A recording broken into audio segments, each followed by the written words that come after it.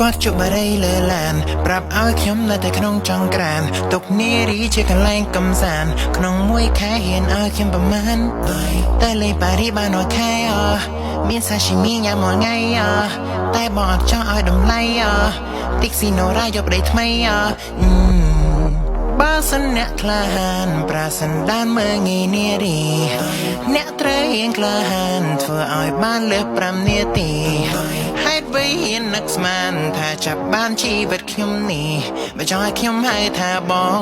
Last long បើមាននិស្ស័យខ្ញុំសូមប្រាថ្នាអ្នកចាស់ទុំ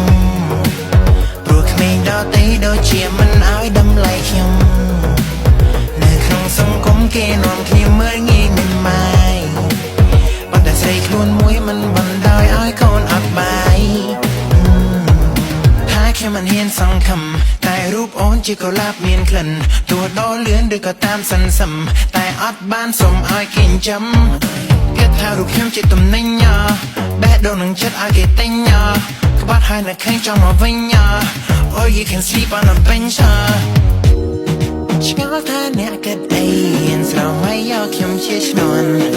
មេខាឡាជាស្រីតែរៀមអេសូដេញនាងមិនតន់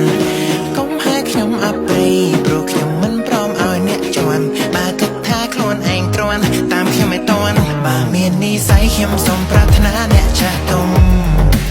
ព្រោះក្មេងដទៃដូចជាមិនឲ្យតម្លៃខ្ញុំនៅក្នុងសង្គមគេនាំគ្នាមើលងាយ